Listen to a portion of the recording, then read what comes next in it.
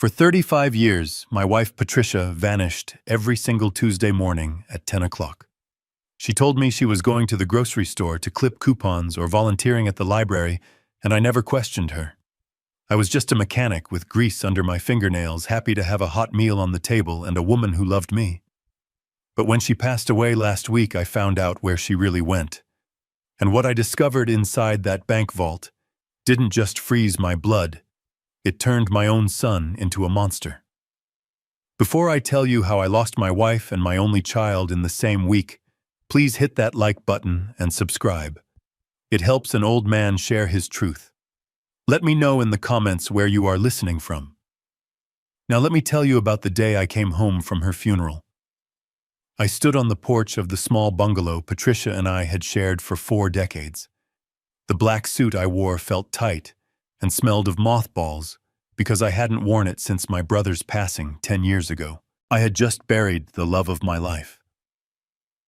The dirt was still fresh on her grave, and the image of her casket being lowered into the ground was burned into my retinas. All I wanted was to sit in her favorite armchair, smell her lavender perfume, and cry in peace. I wanted silence. But when I unlocked the front door, I didn't hear silence. I heard the sound of wood splintering. Crash!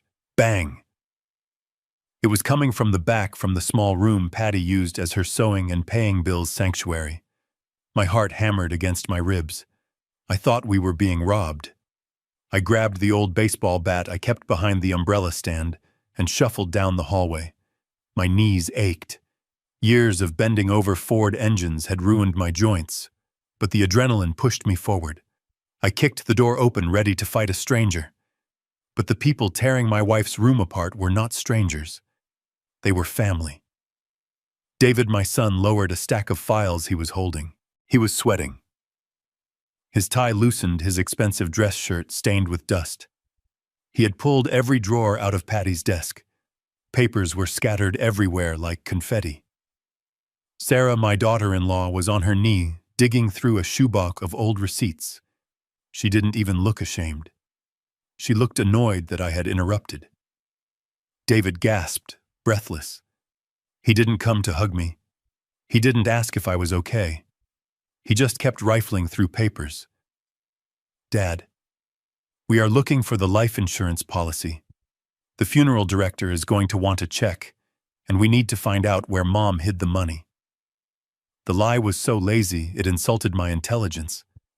I stepped into the room, stepping over a pile of knitting patterns. David, stop, I said, my voice shaking. The funeral is paid for. We paid for it 5 years ago with the pre-need plan. You know this. I told you this yesterday. David froze. He looked at Sarah. Sarah stood up, brushing dust off her black skirt. Well, there must be other accounts, Harold, she said, her voice sharp. Patty was always secretive. We just want to make sure your finances are secure. Secure. That was a lawyer's word, a predator's word. I looked at my son. He was 45 years old, a real estate agent who drove a leased luxury car but had borrowed $2,000 from us last Christmas to pay his heating bill. I knew that look in his eyes. It wasn't grief, it was panic. It was debt. Get out, I whispered. This is her room, put that back. I reached for the blue velvet diary David was holding. It was Patty's daily planner. She wrote everything in there, from grocery lists to the dates she planted her tomatoes. David pulled it back. I am trying to help you, old man, he snapped. You don't know how to handle this. I lunged forward. For a 72-year-old, I still had a grip strength built by turning wrenches. I grabbed the book. We tugged. The spine cracked. And that is when it fell out. A small plastic card hit the floor with a click. Next to it, a pocket calendar. Time seemed to slow down. David let go of the book and dove for the card. It was an old ATM card, the kind with the magnetic strip worn down. It was from First National Bank. I didn't bank at First National. We used the credit union. David grabbed the pocket calendar. He flipped through the pages frantically. Look at this, he muttered to Sarah. Every week, look. I looked over his shoulder. On every single Tuesday for the past year and the year before, that Patty had circled the date in red ink. She had written just 2 letters, FN, and a time. 10 a.m. First National, David whispered. His eyes went wide. The panic in his face was replaced by something uglier. Greed. Pure, naked greed. She had a secret account, David said, his voice rising in excitement. Mom had a secret account. She went there every week. Why would she go every week unless she was moving money? He turned to me. He was smiling now, a twisted, hungry smile that made my stomach turn. Dad, what is the PIN? What is the password? I don't know what you are talking about, I said, stepping back. She went to the library on Tuesdays. Don't lie to me, David shouted. He stepped into my personal space. He loomed over me. She was holding out on us. All these years acting like you were poor.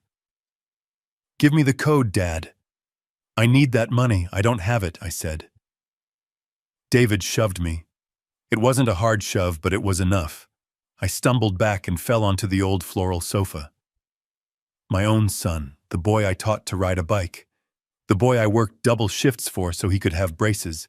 He just shoved me down like I was a piece of trash blocking his path to a gold mine. I clutched the armrest of the sofa looking up at him.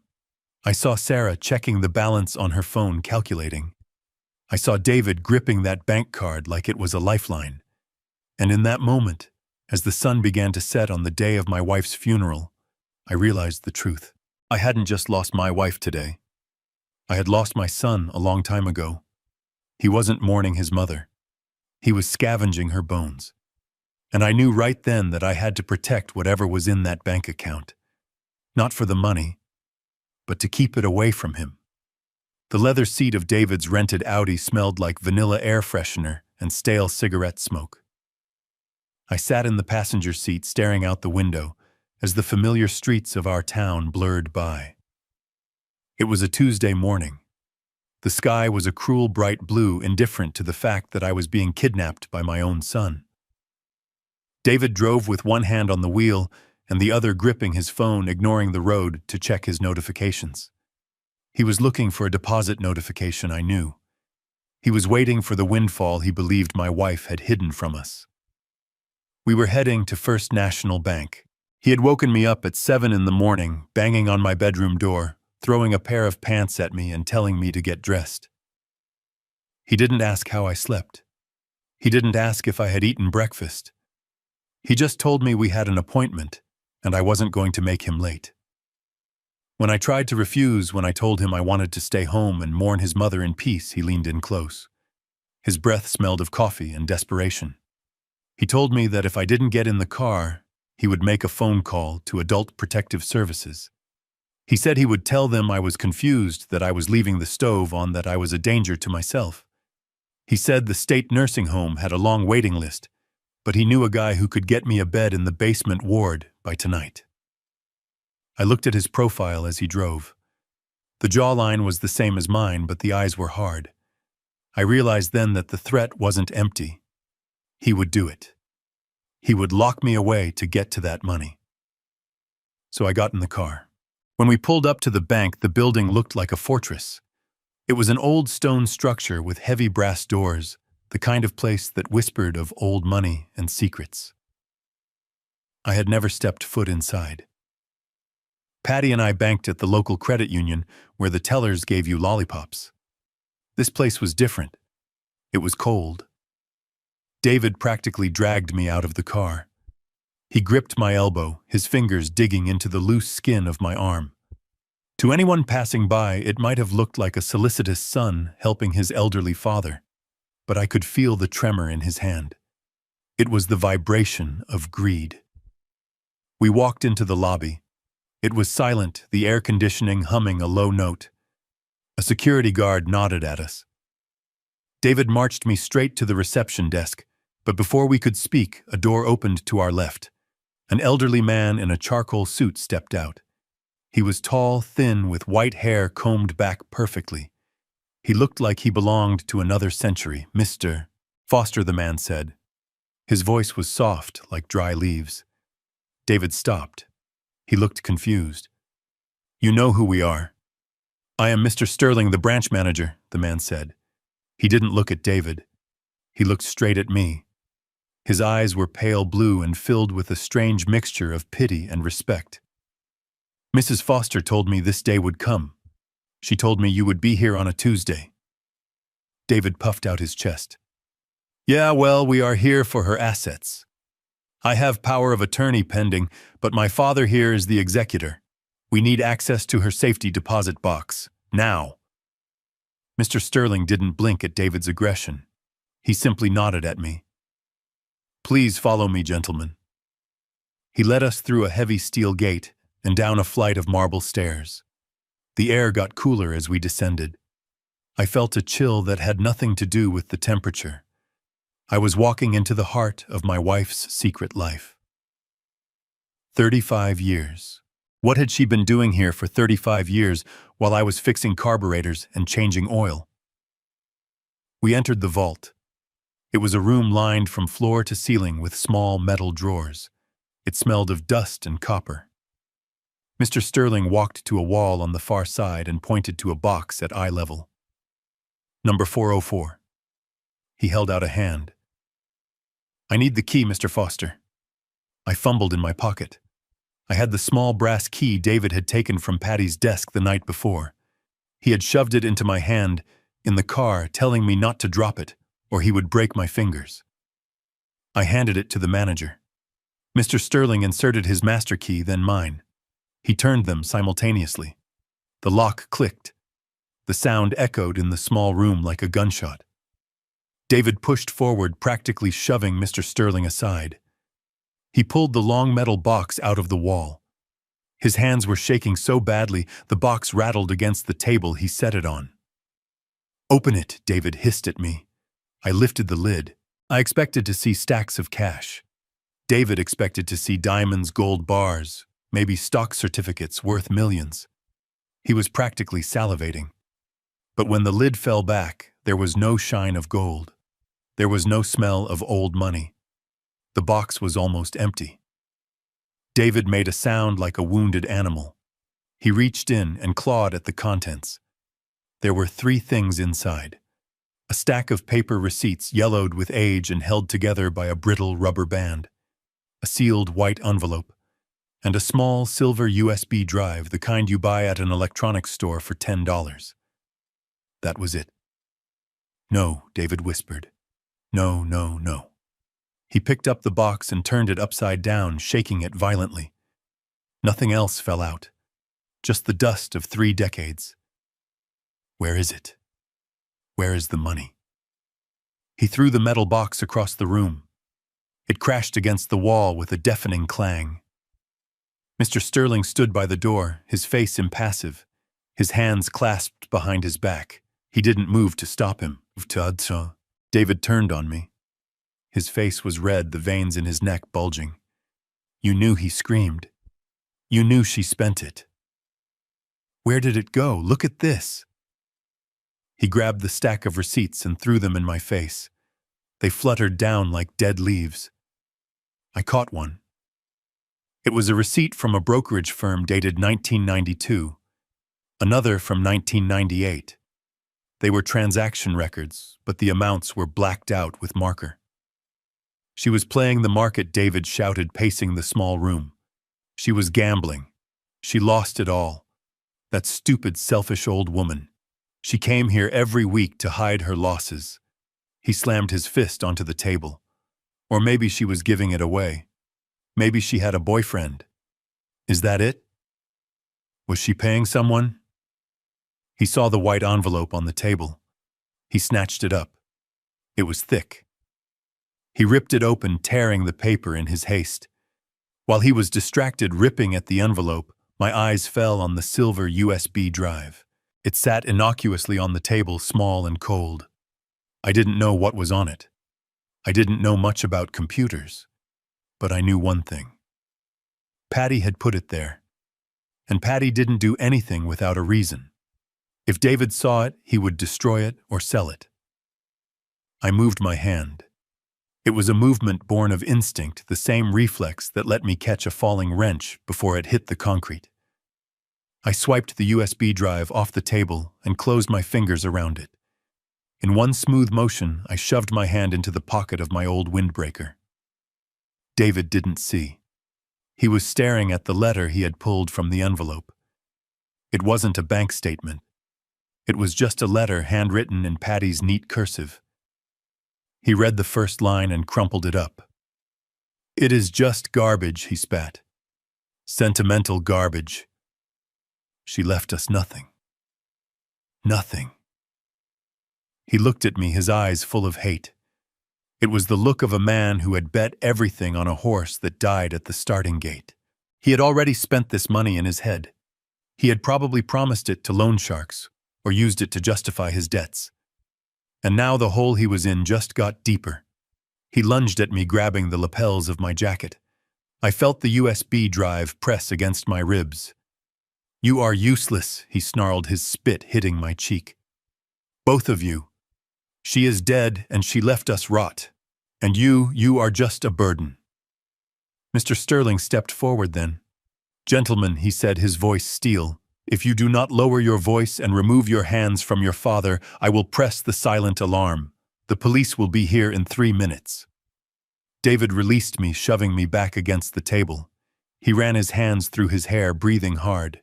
He looked around the vault, looking for something to smash, something to steal. But there was nothing.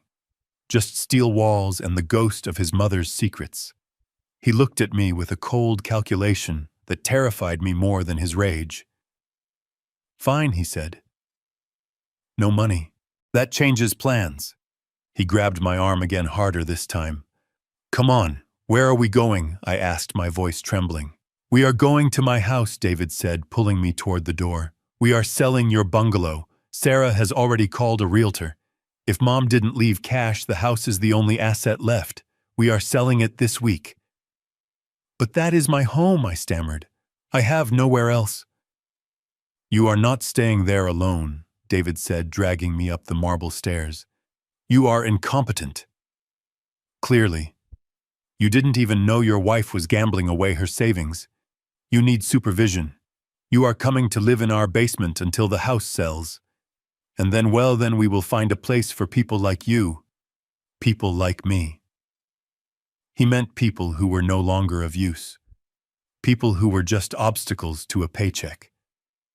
As we walked out into the blinding afternoon sun, I felt the small, hard shape of the USB drive in my pocket. David thought the box was empty. He thought there was no treasure. But he was wrong. I had the treasure. I just didn't know how to unlock it yet. And as he shoved me into the car and engaged the child locks, trapping me in the back seat, I knew one thing for certain. I was no longer a father. I was a prisoner. And my escape lay in that tiny piece of silver metal burning a hole in my pocket. The heavy wooden door clicked shut, and I heard the distinct sound of a deadbolt sliding into place from the other side. I stood in the middle of the room, blinking as my eyes adjusted to the gloom. It wasn't a guest room. It wasn't even a finished basement. It was a storage damp dungeon that smelled of mildew and old cardboard. The floor was bare concrete that radiated a bone-deep chill through the soles of my shoes. In the corner sat a rusty metal cot with a thin mattress that looked like it had been dragged out of a dumpster. This was where they put the things they didn't want to look at anymore. Broken exercise equipment, boxes of old tax returns, and now me. I hadn't even taken off my jacket when the door opened again. Sarah stood at the top of the stairs, her silhouette framed by the warm light of the hallway. She didn't come down. She stayed on the landing as if the air down here might contaminate her. "Dad, give me your phone," she said. Her voice was sickly sweet, the kind of tone a nurse uses before sticking you with a needle. I instinctively put my hand over my pocket. "Why, Sarah? I might need to call someone." "You need rest, Harold," she said, descending one step, her hand held out expectantly. "You have been staring at that screen all day, reading those condolence messages. It is bad for your eyes. You are grieving. The doctor said you need to disconnect. You are agitating yourself. There was no doctor. I knew that. She knew that. This wasn't about my eyes. This was about isolation. She wanted to make sure I couldn't call a taxi or the police or a lawyer. She wanted to cut the cord to the outside world. I looked at her face. Her eyes were hard and calculating, scanning me for any sign of resistance. I realized in that moment that I was physically outmatched. I was 72 with bad knees. She was young and desperate. If I fought her, she might call David back. They might search me. And if they searched me, they would find the silver USB drive burning a hole in my inner pocket. I couldn't risk that. That drive was the only thing I had left of Patty, the only secret David hadn't managed to spoil. So I pulled my old flip phone out of my pocket. It felt heavy, like I was handing over my last lifeline. Fine, I said, keeping my voice steady. If you think it is best, it is for your own good, she said, snatching the phone from my hand. We just want you to heal. We will bring you some dinner later. Try to sleep. She turned on her heel and walked back up the stairs. The door slammed shut, and the lock turned again with a finality that echoed in the empty room. I was alone. I stood there for a long time listening. I heard the heavy thud of the front door upstairs. That was David leaving. He was probably heading to a bar to drink away the rage of finding an empty bank vault, or maybe he was meeting with the realtor already. That left Sarah guarding the prisoner. I moved to the cot and sat down. The springs screamed in protest. The room was silent save for the dripping of a pipe somewhere in the shadows. I needed to know what they were planning. I needed to know how much time I had. I looked up at the ceiling. The basement was unfinished, which meant the floor joists and ductwork were exposed. In the corner near the water heater, there was a large square vent that connected directly to the kitchen above. It was an old trick. When David was a teenager, I used to listen through the vents to make sure he wasn't sneaking girls in or smoking weed. I never thought I would be using it to spy on him and his wife to save my own life. I dragged a plastic milk crate over to the corner and stepped up onto it. My joints popped, but I ignored the pain. I pressed my ear against the cold, galvanized steel of the duct. At first there was only the rushing sound of the furnace fan. Then I heard it. The click of heels on tile. The sound of a cabinet opening. Ice clinking into a glass. Sarah was making herself a drink. Then her voice came through, clear and sharp. She was on the phone. I told you to stop calling this number, she hissed. I am handling it. David is handling it. I held my breath. She was talking to a creditor. I could hear the stress in her voice, the edge of panic that she hid so well behind her suburban smile. Look, she said, her voice dropping lower. We hit a snag at the bank today. The cash wasn't there. She paused, listening to the person on the other end. No, do not threaten me, she snapped. We have a backup plan. The old man is here. We have him contained. Contained. Like a virus. Like a stray dog. David is filing the paperwork with the court tomorrow morning, she continued.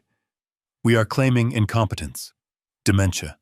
He is confused. He doesn't know where he is. Once we get the emergency guardianship, we can liquidate the assets.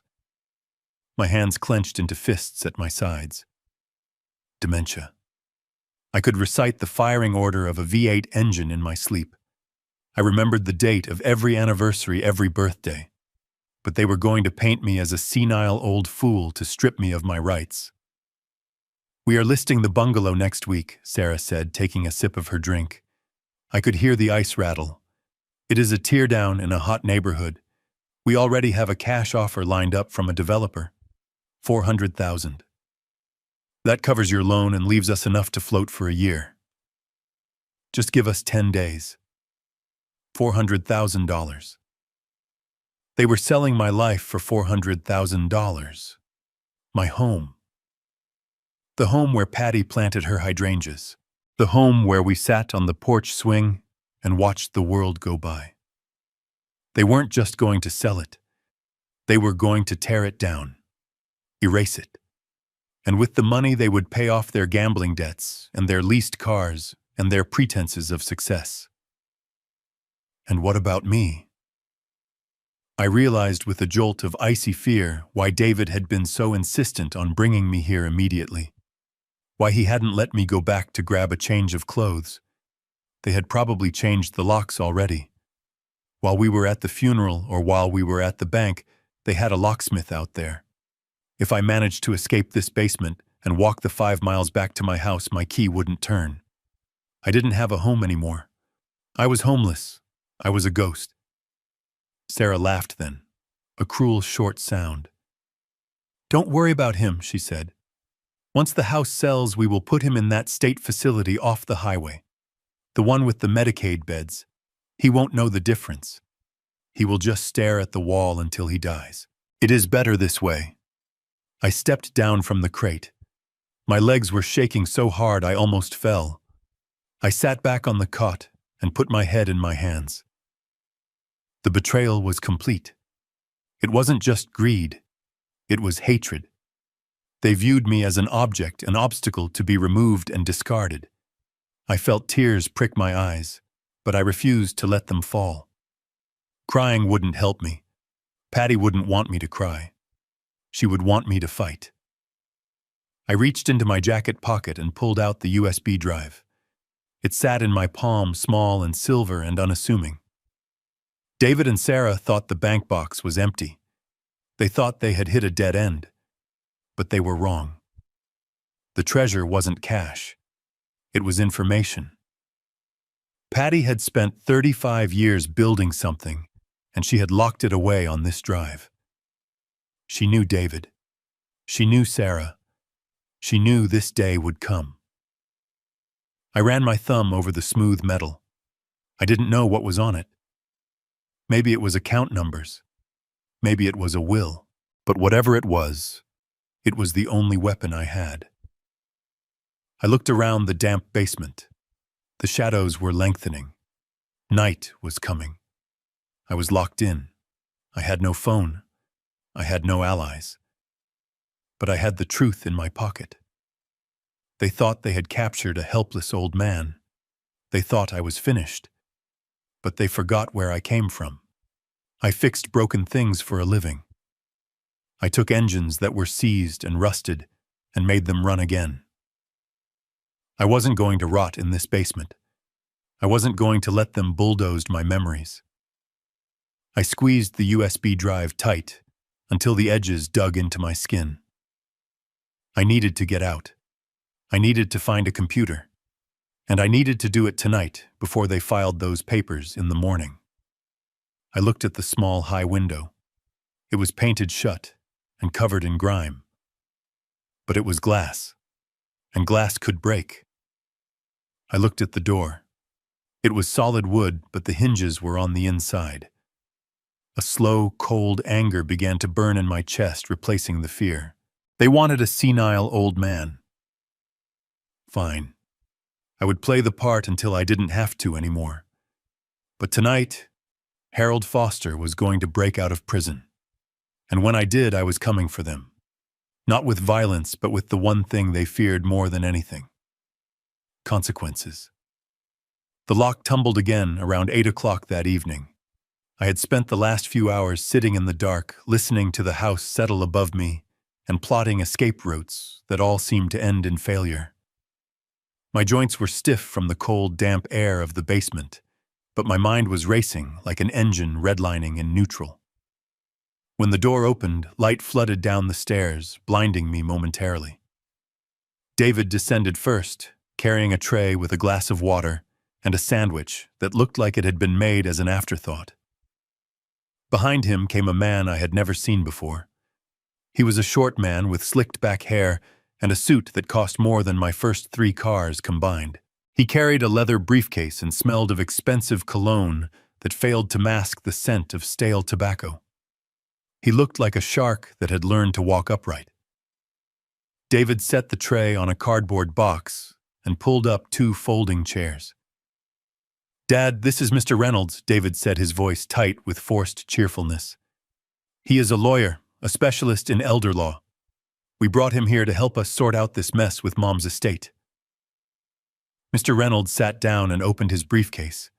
He didn't offer to shake my hand. He pulled out a thick stack of documents and a gold fountain pen, placing them on the wobbly card table between us. Mr. Foster, good evening, Reynolds said. His voice was smooth like oil. I understand this is a difficult time. Your son tells me you are feeling a bit overwhelmed by your wife's passing, that you are confused about your assets. I looked at David. He was leaning against a support beam, arms crossed, watching me like a hawk. I wasn't confused. I was trapped, but I knew I had to play the part. I am just tired, I muttered, hunching my shoulders to look smaller, more frail. I just want to go home. Exactly. Dad, and we want to get you settled, David interjected, stepping forward. But we can't do that until we secure the finances. Look, the house needs to be sold so we can pay for a nice place for you. We found a brochure for a facility called Golden Horizons. It is high-end, Dad. Heated floors, chefs, nurses around the clock. It is expensive, but if we sell the bungalow and liquidate Mom's remaining accounts, we can get you in there. He was lying. I knew Golden Horizons. It was the place they sent people when they wanted them to disappear comfortably. But David didn't have the money for that. He was going to dump me in a state-run warehouse and pocket the difference. Reynolds tapped the paper with his pen. To make this happen, Mr. Foster, we need you to sign this. It is a standard durable power of attorney. It simply allows David to handle the paperwork for you so you don't have to stress yourself with legal details. You just sign here and David takes care of the rest. He slid the document toward me. The paper was heavy cream-colored official. At the top in bold letters it read, General Durable Power of Attorney. I reached for my reading glasses in my shirt pocket. My hand trembled slightly, not because I was acting yet, but because I was terrified. I put the glasses on and leaned over the paper. I might have been a mechanic, but that meant I knew how to read a manual. I knew that the devil was always in the fine print. You don't sign a work order until you know exactly what parts you are paying for. I scanned the paragraphs. Reynolds tried to turn the page for me to get to the signature line, but I held it down. Wait, I said, my voice raspy. Let me read. David sighed loudly. Dad. It is just standard legal stuff. Don't be difficult. I ignored him. My eyes darted across the lines of text. Clause 4 caught my eye. Granting the agent full authority to sell, convey, and encumber real property. Clause 7. Authority to access, withdraw, and close all bank accounts. Investment accounts and safety deposit boxes. Clause 9. Authority to change beneficiary designations. This wasn't a document to help me pay bills. This was a complete surrender. If I signed this, David became me. He could sell my house for $1 if he wanted. He could drain every cent I had. He could take whatever was on that USB drive if he ever found it and legally claim it was his to manage. This was a license to steal everything I had built in 72 years. I looked up. Reynolds was watching me with a bored expression, checking his watch. David was practically vibrating with impatience. I can't sign this, I said, pushing the paper away. It gives you too much power, David. You could sell everything. That is the point, Dad. David snapped, losing his patience. We have to sell everything to pay your bills. You are broke.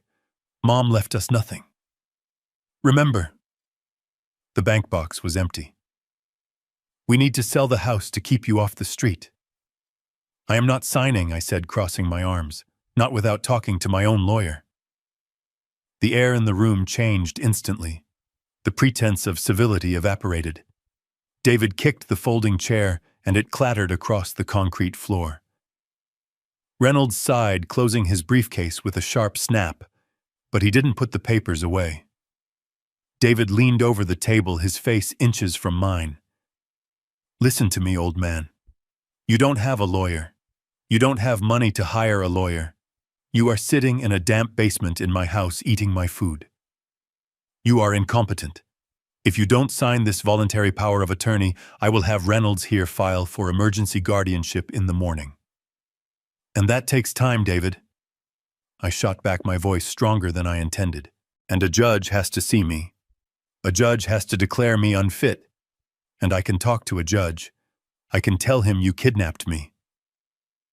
David laughed. A dry, humorless bark. Kidnapped. I rescued you. You were wandering around confused. That is what I will tell the judge. And who do you think he will believe? The successful real estate agent's son, or the grieving, confused old man who thinks his wife was a secret millionaire? He grabbed the pen and shoved it into my hand. Sign it. Now. I looked at the pen. Then I looked at the glass of water on the tray. I knew I couldn't win a physical fight. David was younger, stronger, and desperate. If I refused outright, he might beat me until I signed or forged my signature later. I needed to stall. I needed to buy time until morning. I needed them to leave the room so I could escape. I let my hand start to shake. I had seen my father suffer from Parkinson's years ago. I remembered the way his hands would flutter, like trapped birds. I channeled that memory. I let the tremor start in my fingers, then travel up my arm. Okay, I whispered, letting my voice crack. Okay, David. You win. I am tired. I just want to sleep. David's shoulders relaxed. Finally. Just sign on the line, Dad. Right there. I brought the pen down to the paper. My hand was shaking violently now, jerking back and forth. The tip of the pen scratched a jagged line across the paper, nowhere near the signature block. I can't, I whined. My hand. It won't stop shaking. I need water. David. I need water. I reached for the glass of water with my other shaking hand. David watched me with a mixture of disgust and triumph. He didn't see it coming. As my fingers closed around the glass, I let my wrist spasm. I jerked my arm hard to the left. The glass flew out of my hand. It didn't break, but the water, 20 ounces of ice-cold liquid, splashed directly onto the table. It soaked the power of attorney document instantly. The ink from the printed text started to bleed into a gray mess. The paper turned to mush under the puddle. Oh no! I gasped, dropping the pen. I am so sorry. I am so clumsy. David stared at the ruined document. The water dripped off the edge of the table onto his expensive loafers. His face turned a shade of purple I had never seen before. You stupid old fool, he roared. He slammed his fist onto the table, making the wet paper jump. Reynolds stood up quickly, backing away to save his suit from the splash. Mr. Foster. That was the original Reynolds, said his voice cold. We need to print another one. I don't have a portable printer. David grabbed me by the collar of my shirt. He lifted me half off the chair. You did that on purpose. You are faking it. I let my head loll back, my eyes wide with feigned terror. David, please, I am sick. I am shaking. Look at me. He shook me hard, his teeth bared. Stop pretending. You are going to sign. Reynolds, go to your car and get another copy. We are doing this tonight. I don't have another copy in the car, David Reynolds said, looking at his watch. And honestly, if he is this agitated, a signature might be contested later as being under duress. Look at him. He is a mess. David shoved me back onto the chair. I slumped down, burying my face in my hands, trying to look pathetic while my heart hammered a war drum against my ribs. Fine, David spat. Fine. We will do it in the morning. Reynolds, come back at 8 a.m. Bring 3 copies. He pointed a finger at me. And you. You get some sleep. Because tomorrow morning you are signing that paper even if I have to hold your hand and move the pen for you. And if you spill water again, I will break your wrist. Do you understand me? I nodded, keeping my head down. Yes, David. Tomorrow. I promise. Or what, David? I asked softly, looking up at him one last time. Or I put you on the street, he said, his voice flat and deadly serious. I will drive you to the worst part of downtown and kick you out of the car with nothing but the clothes on your back. No ID, no money. You will be just another homeless old man freezing in the gutter. That is your future if you don't sign. He turned and stormed up the stairs, Reynolds following close behind. The lights flickered and went out, leaving me in darkness. The heavy door slammed shut. The deadbolt slid home with a screech of metal on metal. I sat in the dark, listening to their footsteps fade. My hand stopped shaking immediately. I wiped the water from the table with my sleeve. I was cold. I was hungry. And I was terrified. But I was also focused. I had bought myself 12 hours.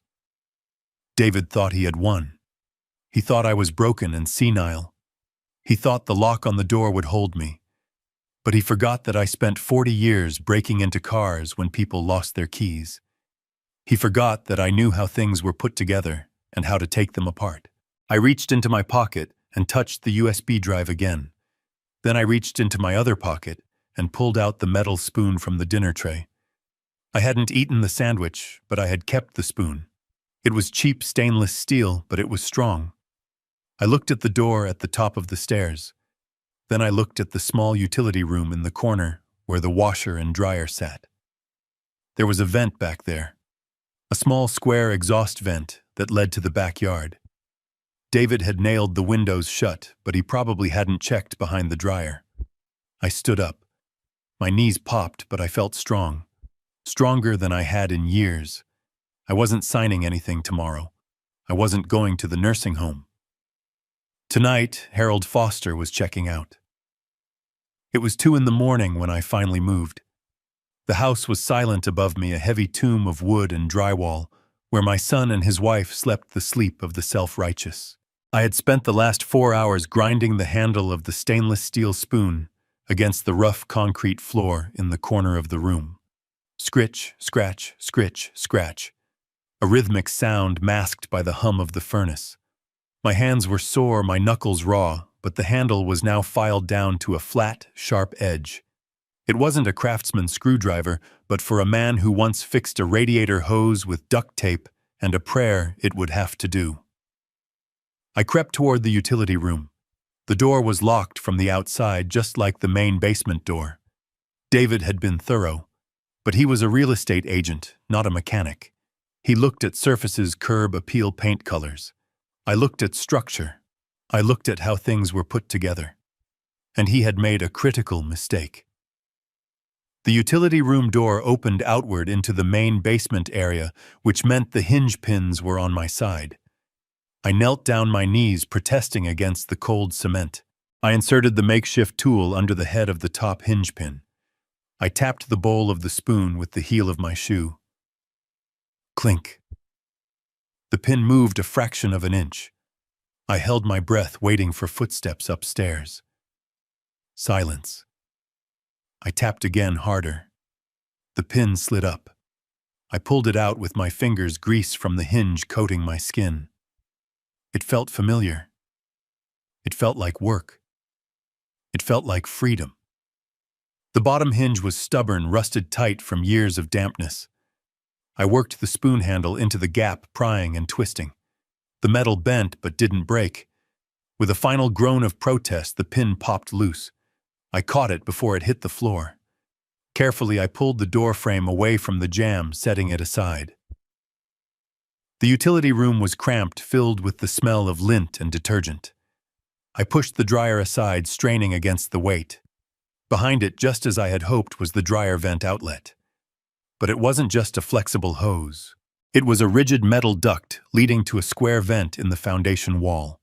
It was small, maybe 10 inches by 10 inches. A tight squeeze for a teenager, let alone a 72-year-old man with arthritis. But it was the only way out. I grabbed a towel from the laundry pile and wrapped it around my hand. I punched the metal screen of the vent. It buckled.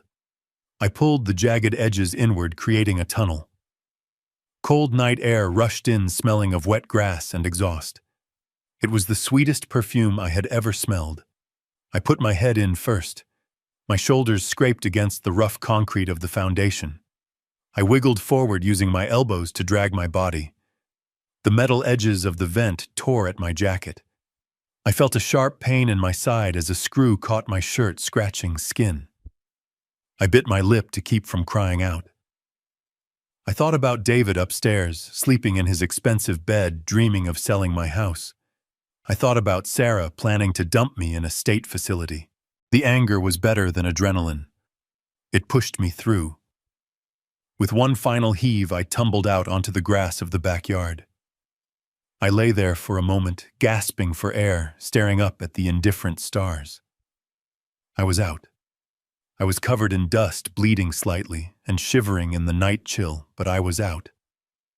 I didn't stay long. David had motion sensor lights on the garage. If I triggered one, I was done.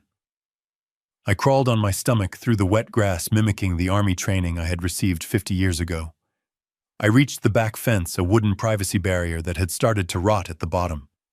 I pushed a loose board aside and squeezed through into the alley. Only when I was 2 blocks away did I dare to stand up and walk. I stuck to the shadows, avoiding the streetlights. I checked my pockets. The silver USB drive was there, warm against my chest. My wallet was gone. Sarah had taken it along with my phone, but I had a secret of my own. For 40 years, I had kept an emergency stash, a mechanic's habit. You never know when a tow truck driver needs cash. I had 3 $50 bills folded into a tiny square and tucked inside my left sock. I sat on the curb under a broken street lamp and took off my shoe. My hands shook as I unfolded the bills. $150. It wasn't a fortune. It wouldn't buy me a house or a lawyer, but it would buy me a ticket. I walked to the main boulevard. The city was asleep, but the city never truly stops. A police cruiser drove past slowly. I turned my face away, pretending to tie my shoe, my heart hammering. If David had woken up, if he had checked the basement, he would have called them by now. Elderly man missing. Dementia. Confused. The officer would see a disheveled old man wandering at 2 a.m. and think he was doing a good deed by taking me back. I made it to the bus stop just as the night owl pulled up. The brakes hissed like a weary beast. The doors opened with a pneumatic sigh. The driver was a heavy-set woman with tired eyes who didn't even look at me as I fed the fare box. I moved to the back of the bus and sat in the corner. The bus was mostly empty save for a few souls who had nowhere else to be. A young man in a hoodie slept across the aisle, his head banging against the window with every pothole. A woman with too many bags muttered to herself 3 rows up. I looked at my reflection in the dark window. My hair was a mess, my face smudged with grease and dirt, my jacket torn at the shoulder. I looked like a derelict. I looked like one of the homeless men I used to pity when I drove past the park on my way to work. The realization hit me harder than the cold. I was homeless. I had a house I had paid for with 30 years of sweat, but I couldn't go to there. I had a son, but he was my jailer. I had a life just 48 hours ago, and now I had nothing but a piece of plastic in my pocket and the clothes on my back. The bus rattled toward downtown, moving deeper into the concrete heart of the city. The houses gave way to warehouses, then to glass towers that scraped the sky. This was the financial district, the place where money lived. It seemed alien to me. I was a man of the suburbs, a man of lawns and driveways. The bus terminated at the central station. I stepped off into the gritty pre-dawn light. The station smelled of diesel and urine. People were sleeping on benches wrapped in newspapers and old blankets. I found a corner away from the wind and sat down, pulling my knees to my chest to conserve heat. I watched the city wake up. Delivery trucks started to roll. Commuters began to appear walking briskly with their coffees and briefcases. They looked through me. To them, I was just part of the scenery, another piece of urban debris.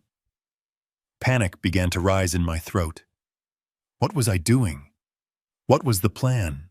I couldn't go to the police. David would spin his story, and I had no proof of my sanity, just a wild story about a secret fortune. I couldn't go to my friends. They all knew David. He would have called them already. I felt the USB drive in my pocket again. It was the key. But a key is useless without a lock. I needed someone who could read it, someone who knew what it meant. Then I remembered the bank, the vault, the tall man with the white hair and the sad eyes. Mr. Sterling. David had been so focused on the empty box that he hadn't listened. But I had. Mrs. Foster told me this day would come, he had said. She told me you would be here. He knew. He knew Patty. He knew about the Tuesdays. And he had looked at me not with the dismissal everyone else showed, but with respect. I closed my eyes and tried to summon the image of the business card holder on his desk. It was gold-plated. I had stared at it while David was screaming. Sterling Wealth Management. That was it. That was, He wasn't just a branch manager. He was something else. I stood up, my joints screaming. I had a name. I had a destination. I didn't know where his office was, but I knew where the bank was. And banks opened at 9. I had 4 hours to kill. 4 hours to stay invisible. 4 hours to survive until I could walk through those doors and find out if my wife had left me a lifeline or just a legacy of lies. I pulled my collar up against the wind and started walking. I wasn't Harold the victim anymore. I was Harold the mechanic. I had a problem. I had a tool. Now I just needed to find the mechanic who knew how to use it. The digital clock above the circulation desk read 8:15 in the morning. I sat at a computer terminal in the far back corner of the public library, huddled in my torn jacket, trying to make myself as small as possible. The library smelled of floor wax and old paper, a scent that usually brought me peace, but today it smelled like exposure. I wasn't the only one there seeking shelter. 2 rows over, a man with a beard full of crumbs was sleeping with his head on a newspaper. A woman with plastic bags was washing her face in the restroom. I fit right in. I was Harold Foster, the retired mechanic with a paid-off house and a pension, and yet here I was, indistinguishable from the destitute. My heart was beating a frantic rhythm against my ribs every time the automatic doors hissed open. I expected to see a police officer walk in, scanning the room for the confused elderly man reported missing by his concerned son. I expected to see David's face, red with rage, peering over the tops of the bookshelves. I kept my head down, pulling the brim of my grease-stained cap lower. I had logged into the public computer using a guest pass the librarian gave me, with a suspicious look. Now the moment of truth had come. I reached into my pocket and pulled out the silver USB drive. It felt warm in my hand, almost vibrating with the secrets it held. I plugged it into the slot on the side of the battered monitor. The computer whirred and groaned. A small window popped up on the screen. It asked for a password. My stomach dropped. Of course. Patricia wouldn't have left it open. I stared at the blinking cursor. I tried her birthday. Incorrect. I tried our anniversary. Incorrect. I tried the date we bought the house. Incorrect. The screen warned me I had 2 attempts left before the drive locked. Panic started to rise in my throat, choking me. I closed my eyes, trying to think like her. What was important to her? What was the one thing she cherished more than anything else? I typed in a single word. Bluebird. It was the name of the first car I ever restored for her, a 1965 Mustang convertible. She loved that car. We sold it when David was born to pay the hospital bills. The screen flashed green. The folder opened. I clicked on the first file labeled Ledger. A spreadsheet filled the screen. It was a wall of numbers and dates stretching back decades. I squinted, trying to make sense of the columns. Date, symbol, quantity, price. I scrolled to the top. 1989. I remembered that year. It was a hard year. The transmission shop I worked at had cut my hours. We were eating pasta 5 nights a week. Patty had started taking in sewing work. I thought she was using the money for groceries. I looked at the entry for March 3, 1989. AAPL, Apple Computer. She had bought 500 shares. The price was listed as pennies compared to what I knew it was today. I scrolled down. 1994. AMZN, Amazon. Back when it was just a bookstore. She had bought 1,000 shares. 1998. MSFT, Microsoft. My breath hitched. I wasn't looking at a savings account. I was looking at a portfolio. Patty hadn't been hoarding cash in a coffee can. She had been investing. She had taken every spare dollar, every coupon saving, every cent from her sewing, and she had bet on the future. And she had won. I pulled up a calculator on the screen. I did the math for just the Apple stock, considering the splits over the years. The number on the screen was so large it didn't look real. It looked like a phone number. Millions. Just in that one line. I scrolled down through the years. There were dozens of companies. Some I recognized, some I didn't. But the pattern was the same. Buy low, hold, reinvest dividends. She had built an empire from our kitchen table while I was watching football. She was a genius. A silent, invisible genius who let the world think she was just a simple housewife. I closed the spreadsheet, my hands shaking so hard I could barely control the mouse. Why? Why hadn't she told me? We could have traveled. We could have fixed the roof without taking a loan. We could have lived without the constant low-level fear of poverty that hangs over working-class families. Then I saw the file at the bottom of the list. It was a video file simply labeled Herald. I looked around. I didn't have headphones. I turned the volume on the monitor down to the lowest setting and clicked play. A window opened. And there she was. Patty. She was sitting in her sewing room, the floral curtains behind her blocking out the sun. She looked younger, maybe 5 years ago before the sickness took hold. Her gray hair was pinned back and she was wearing her favorite blue cardigan. She looked straight into the camera, her eyes serious and sad. "Harold," she said, her voice tinny and quiet coming from the cheap speakers. "If you are watching this, I am gone. And you are probably angry.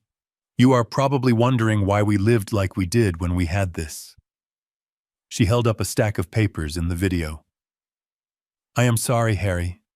I wanted to tell you 1,000 times. But I couldn't, because of him." She paused and looked away from the camera for a moment. When she looked back, her expression was hard. "I know you love David. He is our son. But you have a blind spot when it comes to him. You see the boy who scraped his knee. I see the man who stole from your wallet when he was 16. I see the man who forged your signature on that car loan in 2010. I gasped. I remembered that loan. David had told me it was a clerical error, a mistake by the bank. I had believed him. Patty hadn't. David has his grandfather's blood. "Harry," she continued, "he is a gambler, not just with cards, but with life. He has a hole inside him that can never be filled. If he knew we had this money, he wouldn't just ask for it. He would destroy us for it. He would guilt you, he would manipulate you, and if that didn't work, he would find a way to take it. He would kill us, Harry, maybe not with a gun, but he would stress us into our graves." Tears blurred my vision. She was right. She had seen the wolf in our house while I was still trying to pet the puppy. "This money is for you," she said, leaning closer to the lens. "It is for your freedom. It is so you never have to be afraid. Go to Mr. Sterling.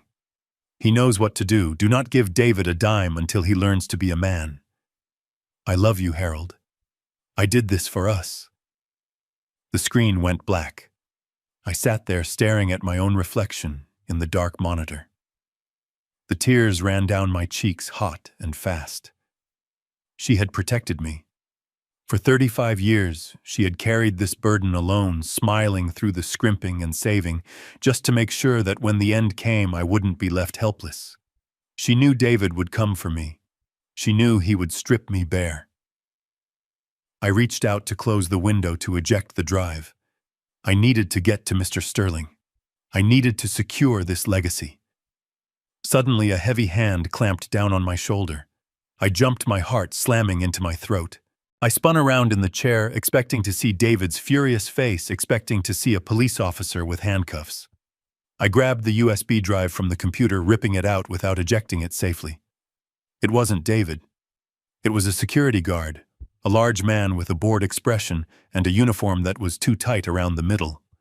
He looked at me with disdain, his eyes scanning my dirty jacket, my unshaven face, the wild look in my eyes. "Sir, you can't sleep here," the guard said, his voice loud in the quiet library.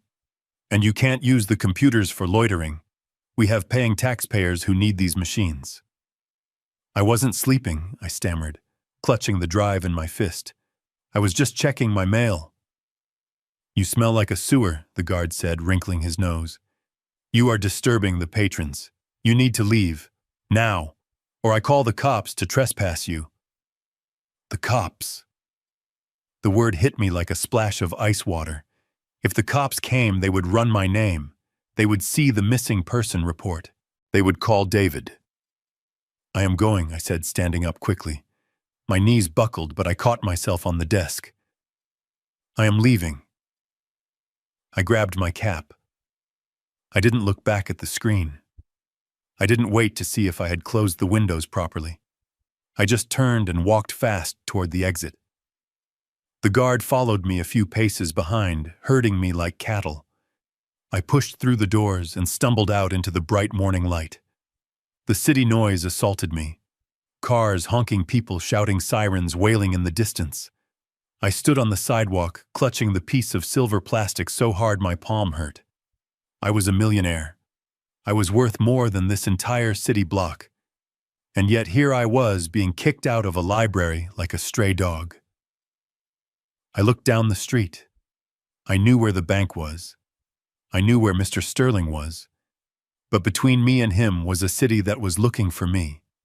David was looking for me. And now I knew exactly why Patty had been so afraid. The money wasn't just a gift. It was a target on my back. I pulled my collar up and started to run. Not a sprint, but a desperate shuffle, moving toward the one man who could turn this plastic key into a shield.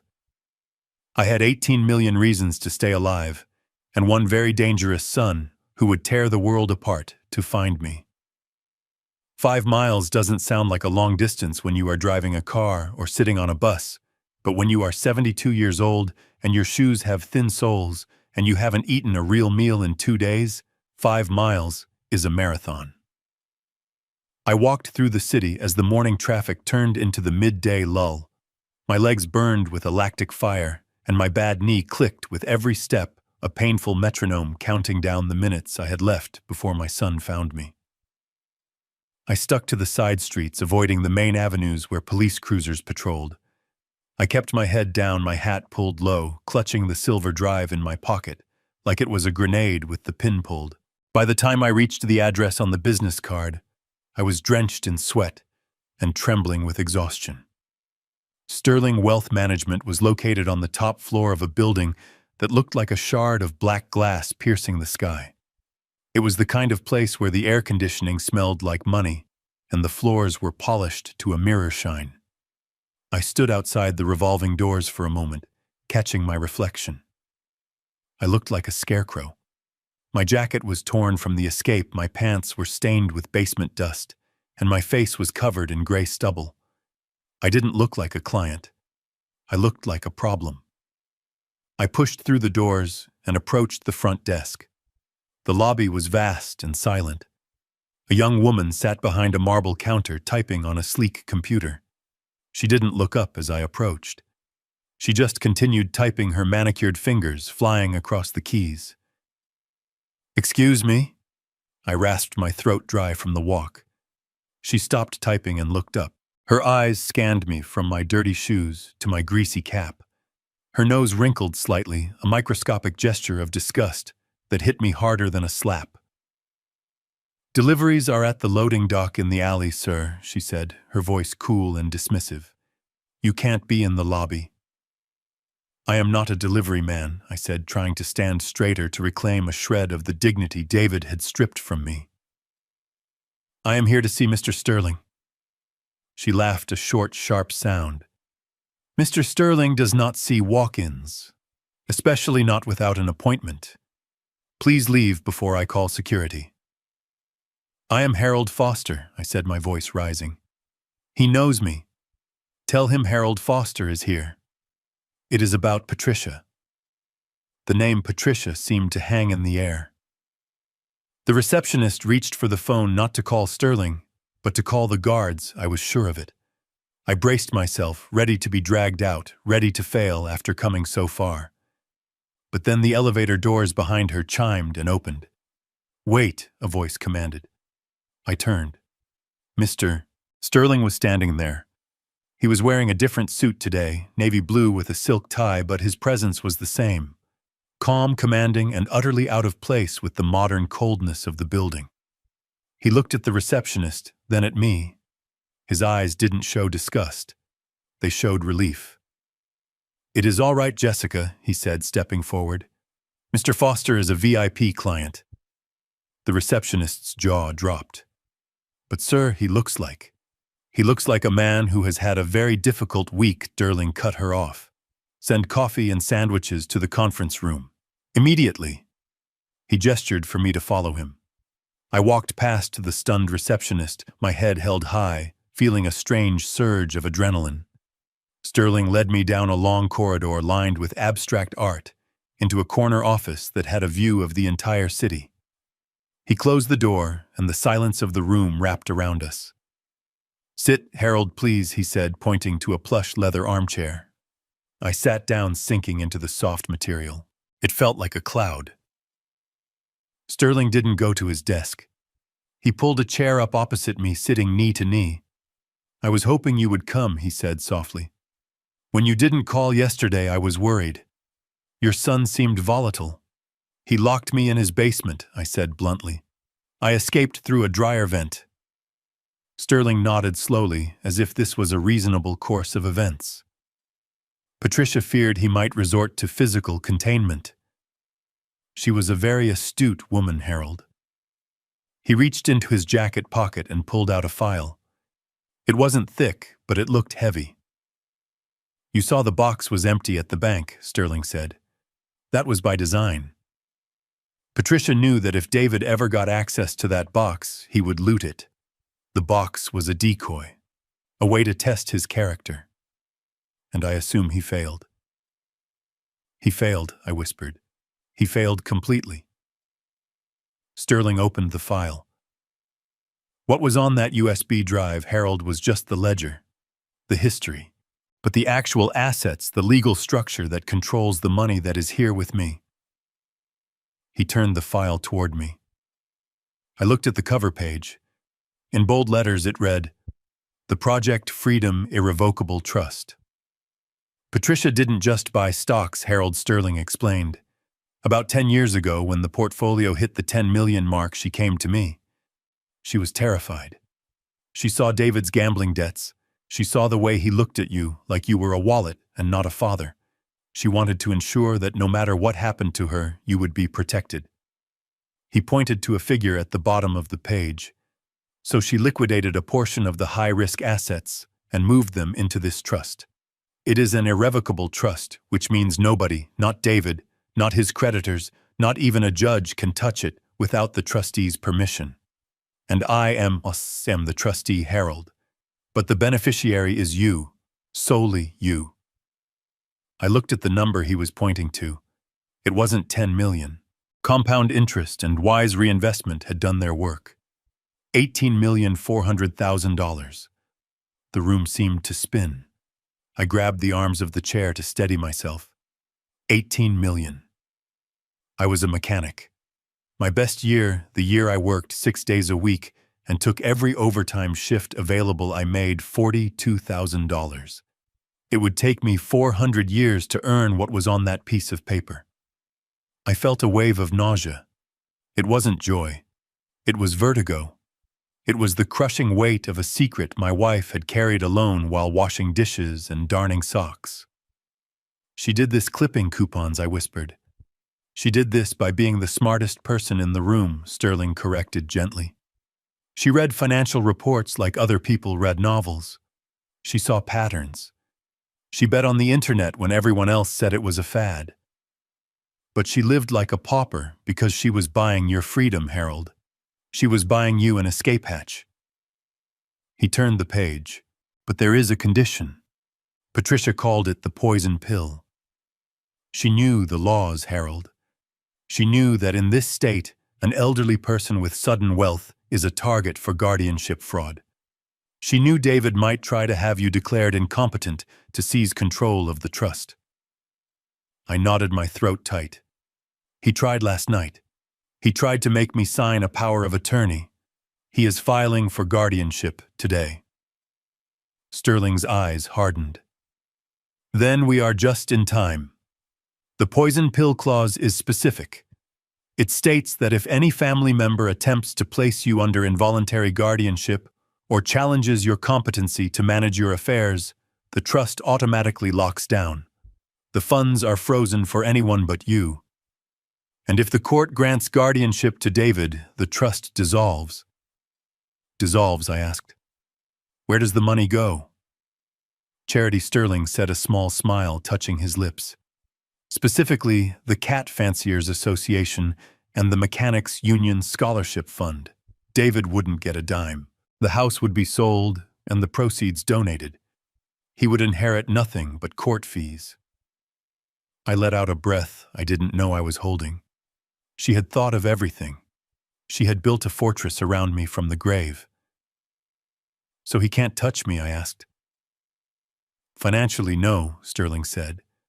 But legally, he can still make your life hell. He can freeze your movements.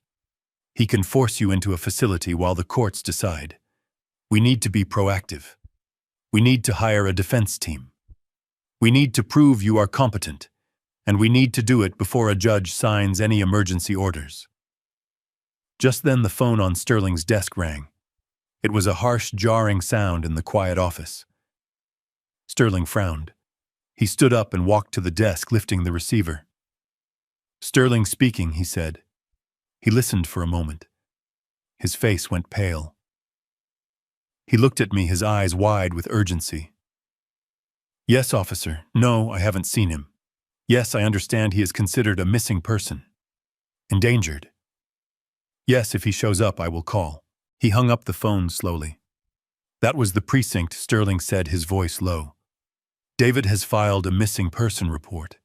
He told them you have dementia and that you have a history of violent outbursts. He told them you might be armed. Armed, I said, standing up. I have a spoon I sharpened on a concrete floor. To the police, that is a weapon, Sterling said, moving quickly to the door. They are pinging your phone, but you don't have it, do you? Sarah has it, I said. Good, that buys us time. But they are checking your known associates. They will be here soon. David knows you bank with First National, even if he doesn't know about me. Specifically, he knows this is the money trail. We have to go, Harold. We have to get you out of here before they put you in a patrol car. Once you are in the system, it is 10 times harder to get you out. He grabbed his coat. I have a car waiting in the garage. I have a safe house, a hotel that doesn't ask questions. And I have the best lawyer in the city on speed dial. You are not going back to that basement, Harold. You are a millionaire, and today you are going to start fighting like one. Come with me. I followed him, my heart hammering against my ribs again. I was rich. I was protected. But I was also a fugitive. The sirens wailing in the distance weren't coming for a criminal. They were coming for a father whose only crime was surviving his son's greed. We moved fast. Mr. Sterling didn't run, he just walked with a terrifying efficiency that parted the air in front of him. He led me through a door marked "Employees Only," just as the heavy glass doors of the lobby slid open to admit two uniformed police officers. I saw them through the crack in the doorframe. They were scanning the room, hands resting near their holsters, looking for the dangerous dementia patient my son had conjured out of lies. We took the freight elevator down. It smelled of industrial cleaner and hydraulic fluid, a smell that usually comforted me but today just reminded me of the basement. When the doors opened in the parking garage, a black sedan was waiting.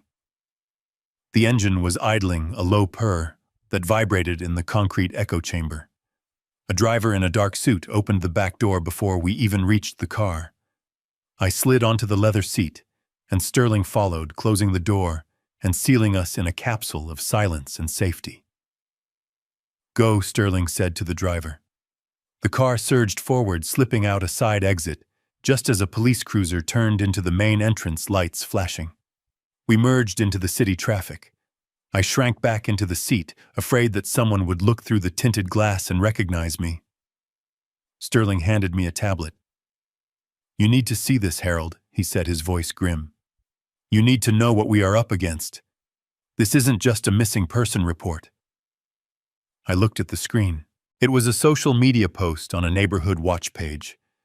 There was a photo of me taken at a barbecue 2 years ago where I looked a bit disheveled after grilling for 4 hours. Above it, the caption read, "Urgent alert. My father, Harold Foster, has wandered away from his caregivers.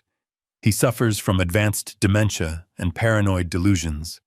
He may be carrying a weapon and is considered a danger to himself and others. Do not approach him. Call 911 immediately. He is confused and violent." Below the text, there were hundreds of comments. People offering prayers. People saying they would keep an eye out. David was playing the heartbroken son perfectly. "He has hired a private investigator," Sterling said, taking the tablet back. "A man named Brannigan. He is dirty, but he is effective. He is pinging your old cell phone, but since Sarah has it at the house, the signal is stationary. That is confusing them for now. But Brannigan is checking credit card activity. He is checking hospitals. He is checking bus stations. David wants you found, and he wants you isolated before you can talk to anyone." "He is trying to bury me," I whispered, staring at my grease-stained hands. "He is painting a picture of a monster, so no one will listen to the man." "Exactly," Sterling said, "which is why we need to change the man." The car pulled into the underground entrance of a hotel I had only ever seen in magazines. The Four Seasons. We didn't go to the front desk. We went straight up in a private elevator to a suite on the 30th floor. The room was bigger than the entire ground floor of my house. It had floor-to-ceiling windows overlooking the city I had lived in all my life, but had never seen from this angle. There were clothes laid out on the bed. A suit. A crisp white shirt. New shoes. "Get cleaned up," Harold Sterling said, pointing to the bathroom. "Wash off the basement. Wash off the victim. When you come out, you will meet the man who is going to help us destroy David's little play." I went into the bathroom. It was all marble and gold fixtures. I turned on the shower and stood under the scalding water for a long time. I scrubbed my skin until it was red. I washed away the dirt from the dryer vent, the grease from the hinges, the smell of mildew and fear. I watched the gray water swirl down the drain, taking the old Harold with it. The Harold who apologized for existing. The Harold who signed checks for ungrateful children. When I stepped out, wrapped in a thick robe, room service had arrived. A steak. Roasted potatoes. Vegetables that crunched. I ate like a starving wolf. I hadn't realized how empty I was until the food hit my stomach. With every bite, I felt my strength returning. The door to the suite opened. Sterling walked in, followed by a man who looked like he was carved out of granite. He was bald, built like a linebacker, and wore a suit that cost more than my car. He didn't carry a briefcase. He carried an aura of absolute aggression. "Harold, this is Mr. Stone," Sterling said. Stone didn't smile. He held out a hand that engulfed mine. "I hear you have a pest problem," he said, his voice a deep rumble. "I am the exterminator." I shook his hand. I liked him immediately. He didn't look at me with pity. He looked at me like I was a client with a job to do. "Sit down," Stone said, pulling a chair to the dining table. "We don't have much time.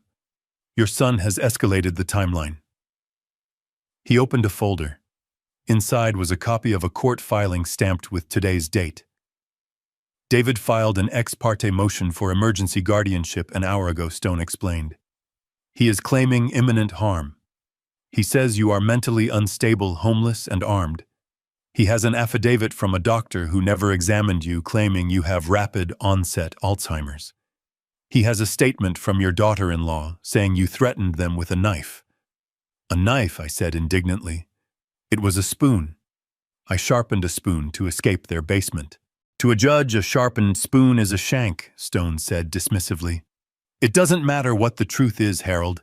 It matters what the paperwork says. And right now, the paperwork says you are a danger. David has requested an emergency hearing for 9 a.m. tomorrow morning." "Tomorrow?" I asked. "Yes. He is moving fast because he is broke. He has a buyer lined up for your house. A developer who pays cash. They are scheduled to close tomorrow afternoon. David needs that guardianship order at 9 so he can sign the deed at 2. If he gets that signature, your house is gone. Bulldozed. And your assets, whatever he can find, will be drained to pay his debts." "He wants to sell my home tomorrow," I whispered. The anger that had been simmering in my gut boiled over. It was a cold, hard rage. That house was where I carried my wife over the threshold. It was where we raised him. "He isn't just selling the house," Stone said, leaning forward. "He is trying to erase you. Once he has guardianship, he can place you in a lockdown facility. He can medicate you into silence. He can make sure you never tell anyone about the USB drive. He is betting everything on you not showing up. He is betting on you being a scared, dirty old man hiding in an alley." I looked at the suit on the bed. I looked at the reflection in the window. I saw an old man, yes, but not a weak one. I saw a man who had fixed engines that other mechanics had given up on. I saw a man whose wife had believed in him enough to leave him a fortune. "What do we do?" I asked. "We crash the party," Stone said, a shark-like grin spreading across his face. "We show up. We don't file a counter-motion tonight. We let him walk into that courtroom thinking he has won. We let him lie to the judge. We let him dig his hole deep. And then we walk in, you, me, and Sterling. Can we stop him?" I asked. "With $18 million behind us," Harold Stone said, "we can do more than stop him. We can bury him. But you have to be ready. You have to stand in front of that judge and look sane, look strong, and look like a father who has been wronged. Can you do that?" I stood up and walked to the bed. I picked up the white shirt. The fabric was soft silk or high-grade cotton, I didn't know, but it felt like armor. "I am not just a father anymore," I said, unbuttoning the robe. "I am the man Patricia knew I could be." I dressed slowly. The trousers fit perfectly. The jacket settled onto my shoulders like it belonged there. I tied the tie with a knot I hadn't used since my wedding day. I looked in the full-length mirror. The man staring back wasn't the mechanic in greasy coveralls. He wasn't the prisoner in the basement. He was clean. He was sharp. His jaw was set in a line of granite determination. I looked at my hands. They were still calloused, still scarred from years of labor. The suit couldn't hide the work. And I was glad. Those hands built things. Tomorrow they were going to dismantle my son's life, piece by piece. I turned to Stone and Sterling. "I am ready," I said. "Let's go get my life back." Stone nodded, closing his folder. Get some sleep, Harold. Tomorrow is going to be a bloodbath. And David Foster isn't going to know what hit him until the gavel falls. Scene 9, the courtroom theater. The courtroom smelled of floor wax and stale anxiety, a scent that seems to permeate every family court in America. It was 9 o'clock in the morning. The room was sparsely populated, mostly lawyers whispering to their clients and clerks, shuffling endless stacks of paper. In the front row sat David and Sarah. They were putting on the performance of a lifetime. David wore a somber black suit, his tie loosened just enough to suggest a man who had been up all night worrying. Sarah sat beside him, clutching a tissue to her nose, her eyes red-rimmed and puffy. If I didn't know better, I would have believed them myself. They looked like grieving children, desperate to save their father from his own decaying mind. Judge Harrison entered the room. A man with a face carved from granite and eyes that had seen too many broken families to be easily moved. He took his seat at the bench and adjusted his glasses. He looked at the docket, then down at David and Sarah. Case number 4927. In the matter of the emergency guardianship of Harold Foster, the clerk announced. Mr. Reynolds stood up. He buttoned his jacket, attempting to look grave and responsible. Your Honor, we are here under tragic circumstances, he began, his voice pitching low and respectful. My client, Mr. David Foster, is the only son of the proposed ward, Harold Foster. As you know, Mr. Foster's wife passed away just last week. He paused for effect, letting the silence hang heavy in the air. Since the funeral, Harold Foster has suffered a catastrophic mental decline. Reynolds continued. He has become paranoid, aggressive, and delusional. 2 days ago, he fled his son's home in the middle of the night, armed with a sharpened metal object. He has been missing since then, wandering the streets of this city alone, confused and vulnerable. David let out a small, choked sob. Sarah rubbed his back protectively. It was a masterclass in manipulation. Your Honor, Reynolds said, gesturing to the empty table where I should have been sitting. We have filed a missing person report. We have hired private investigators. But the fact remains that Harold Foster is 72 years old. He has no money. He has no home, as his own residence is currently uninhabitable due to neglect. He is out there somewhere, likely freezing and terrified. Reynolds walked toward the bench, handing a file to the bailiff. We are asking the court to grant emergency temporary guardianship to his son David. We need the legal authority to locate him, to hospitalize him for his own safety, and to secure his assets so they can be used to pay for the long-term care facility he so desperately needs. We are not asking for this power lightly, Your Honor. We are asking for it to save a father's life. Judge Harrison flipped through the file. He looked at the affidavits. The fake doctor's note David had procured. The statement from Sarah claiming I had threatened her. The police report listing me as endangered. This is very concerning, the judge said, looking over his glasses at David. Mr. Foster, have you had any contact with your father at all? David stood up slowly, his hands trembling. No, Your Honor, he said, his voice cracking perfectly. I just want him safe. He doesn't know what he is doing. He thinks he is rich. He thinks my mother left him a fortune. It is part of the delusion. He is out there chasing fantasies while his real life falls apart. I just want to bring him home. Sarah sniffled loudly, dabbing her eyes. We just want to take care of him, she whispered loud enough for the judge to hear. The judge nodded sympathetically. The narrative was perfect. The caring son, the demented father, the urgent need for intervention. It was a rubber stamp case. The system was designed to protect people like the version of Harold they had invented. It wasn't designed to protect the real Harold from predators like his son. The judge looked at the empty chair at the respondent's table. He checked the clock on the wall. It was 9:15. Well, given the urgency of the situation and the evidence presented regarding Mr. Foster's mental state and the immediate danger he poses to himself, I am inclined to grant the emergency petition, Judge Harrison said. He reached for his gavel. The sound of his hand moving across the wood of the bench was the only sound in the room. David looked down at his lap to hide his face. I knew exactly what he was doing. He was smiling. He was doing the mental math calculating the sale price of my house minus the closing costs. He winked at Sarah, a quick, tiny spasm of his eyelid that said we did it.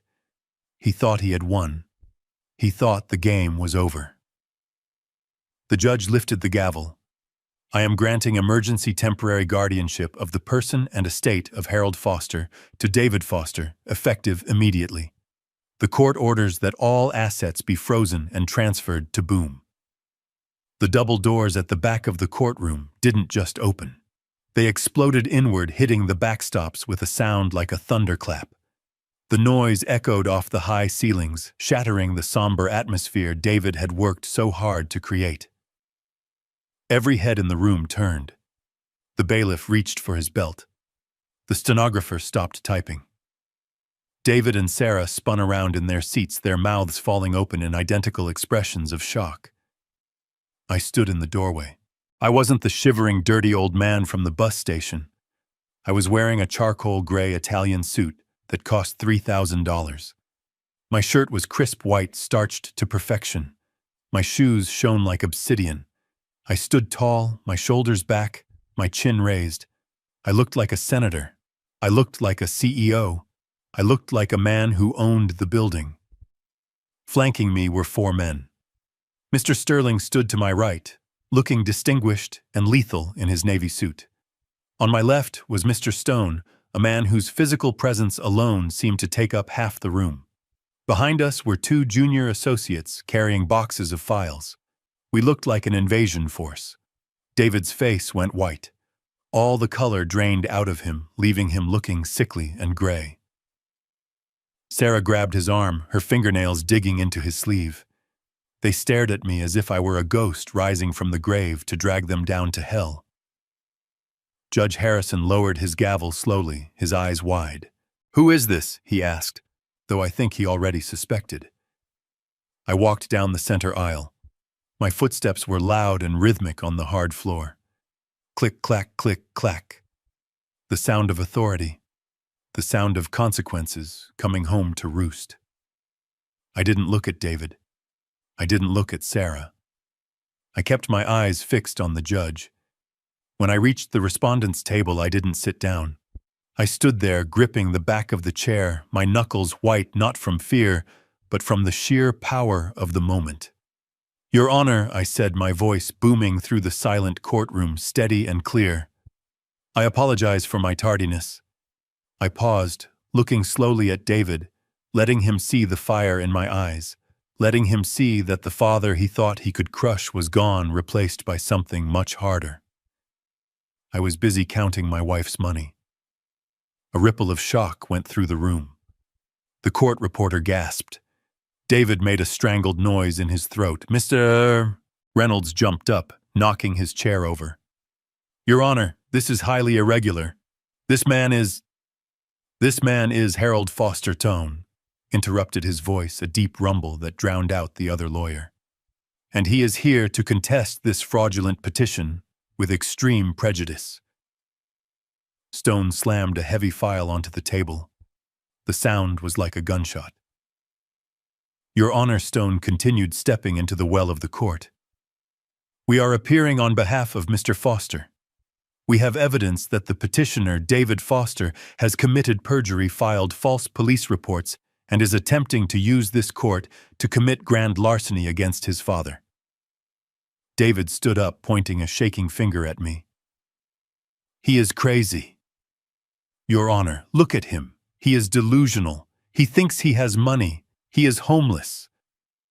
I turned to David then. I looked him up and down, taking in his cheap suit, his sweaty forehead, his desperation. "I am not homeless, son," I said calmly, my voice carrying to every corner of the room. "I just bought the penthouse at the Four Seasons. And as for the money..." I reached into my pocket and pulled out the silver USB drive, holding it up so the light caught it. "Mom didn't leave us nothing, David. She left me everything. She just made sure you couldn't touch it." The judge looked from me to David, then to the team of high-priced lawyers standing behind me. He set his gavel down. "Mr. Reynolds." "Sit down," Judge Harrison ordered. "Mr. Stone, you may proceed. And someone get the court reporter a glass of water. It seems this hearing is just beginning." I sat down in the leather chair and crossed my legs, adjusting the crease in my trousers. I looked at David one last time. The smirk was gone. The arrogance was gone. In their place was the terrified realization that he had just picked a fight with a man who could buy and sell him 10 times over. The theater was over. The trial was about to begin, Mr. Reynolds tried to object again, stammering something about relevance and procedural errors, but Stone silenced him with a single raised hand. It was a gesture of such absolute authority that even the judge leaned back, waiting to see what would happen next. Stone didn't pace. He didn't shout. He simply walked to the center of the room and placed a small remote control on the defense table. "Your Honor," Stone said, his voice calm and resonant. "The petitioner claims my client is incompetent. He claims Mr. Foster is unaware of his surroundings and unable to manage his affairs. We are not here to debate medical opinions from doctors who have never met the patient. We are here to present testimony from the one person who knew this family better than anyone. The one person who predicted this exact moment would happen." Stone pointed the remote at the large flat-screen monitor mounted on the wall to the left of the jury box. The screen flickered to life. Static hissed for a second, followed by the familiar hum of an old webcam adjusting its focus. Then Patricia appeared. The air left the room. It was as if a ghost had walked through the walls. David gasped a sound that was half sob and half scream. Sarah covered her mouth with her hand, her eyes wide with terror. I felt a tear slide down my cheek, but I didn't wipe it away. Seeing her there, so alive, so vibrant, it broke my heart all over again, but it also gave me strength. On the screen, Patricia adjusted her glasses and looked directly into the lens. The date stamp in the corner read March 14th, 2023, just 6 months ago. "Hello, David," Patty's voice said. It was soft but firm, the voice she used when he was in trouble at school. "If you are seeing this, it means I am gone. And it means you have done exactly what I was afraid you would do." David started to shake. He looked like he wanted to run, but his legs wouldn't work. He was glued to the chair, forced to look at the mother he had betrayed. "You are probably sitting in a courtroom right now trying to take control of your father." Patty continued on the screen. "You are probably telling a judge that Dad is old and confused. You are probably saying you are doing it for his own good." She paused and leaned closer to the camera. Her eyes seemed to bore straight into David's soul. "Stop lying, David. We both know why you are there. You are there because you found the bank book or the card, and you think there is a fortune waiting for you. You think you hit the jackpot." In the courtroom, dead silence reigned. Even the court reporter had stopped typing, her hands hovering over the keys, mesmerized by the woman on the screen. "I loved you, David," Patty said, her voice cracking slightly. "I loved you more than my own life.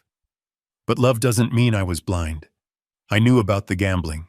I knew about the loan shark in 2010. David flinched as if he had been slapped.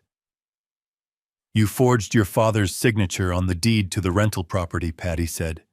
"You took out a second mortgage to pay off your debts. You thought we didn't know. But the bank called me. I paid it off, David. I used my savings to clean up your mess so your father wouldn't find out. So he wouldn't have the heartbreak of knowing his son was a criminal." Reynolds looked at David with horror. He started to inch his chair away from his client. And in 2018, Patty went on relentless. "The retirement fund. You accessed my online account. You transferred $12,000. You told us it was a hacking incident. You helped us file the police report. I saw the IP address, David. It came from your office. I replaced that money too. I covered for you again and again because I kept hoping you would change. I kept hoping you would grow up. On the screen, Patty wiped a tear from her eye. But you are a bottomless pit, David. No matter how much love or money we pour into you, it is never enough. You always want more. And I knew that when I died, you would come for Harold. I knew you would try to strip him bare.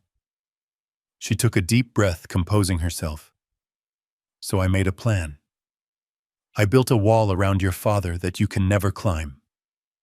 The video cut to black. The courtroom remained silent for a long heartbeat. Then Stone stepped forward again. Your Honor, Stone said, the video you just saw is part of the digital will and testament of Patricia Foster. But it is not just a goodbye. It is a legal trigger. Stone picked up a thick document bound in blue paper. Mrs. Foster established the Project Freedom Irrevocable Trust 18 years ago. The trust holds assets currently valued at over $18 million. A collective gasp went through the room. David looked like he was going to vomit. 18 million. The number hung in the air, taunting him. However, Stone continued, his voice hardening. The trust contains a specific clause. Article 42. The poison pill. Stone opened the document and began to read. If at any time any beneficiary or family member petitions a court for involuntary guardianship, conservatorship, or any form of legal control over Harold Foster, or challenges his competency to manage his own affairs, such action shall immediately trigger the disinheritance clause. Stone looked up from the paper, staring directly at David. The clause states that upon the filing of such a petition, David Foster and his descendants are permanently removed as beneficiaries. They shall receive nothing, not a cent, not now, not ever. David let out a low moan. No, that is not legal. You can't do that. It is perfectly legal, Stone said, slamming the document shut. And it gets better. The clause further states that in the event of such a betrayal, the entire corpus of the trust shall remain under the sole discretionary control of Harold Foster for his lifetime, and upon his death. Stone paused, letting the suspense build. Upon his death, if this clause has been triggered, 100% of the remaining assets shall be liquidated and donated immediately to the National Veterans Association and the St. Jude Children's Research Hospital. David's eyes rolled back in his head. He slumped forward, catching himself on the table with both hands. He was hyperventilating. He had done it. He had pulled the trigger. By filing that piece of paper this morning, by trying to steal the house and lock me away, he had incinerated his own inheritance. He had turned $18 million into dust. Sarah was screaming now. Not a scream of fear, but of pure, unadulterated rage. She turned on David, hitting him on the shoulder with her fist. You idiot, she shrieked. You said he was senile. You said we would get everything. $18 million, David. We could have been rich. We could have had everything. Order, Judge Harrison shouted, banging his gavel. Order in this court. But Sarah didn't stop. She was clawing at David's face, her nails leaving red streaks. I divorced you. Do you hear me? I am done. You are a loser, David.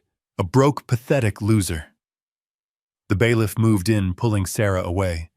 She was sobbing hysterically, screaming about money, about wasted years, about how much she hated him. David didn't fight back. He slid out of his chair and fell to his knees on the dirty courtroom floor. He looked at me. His eyes were empty holes.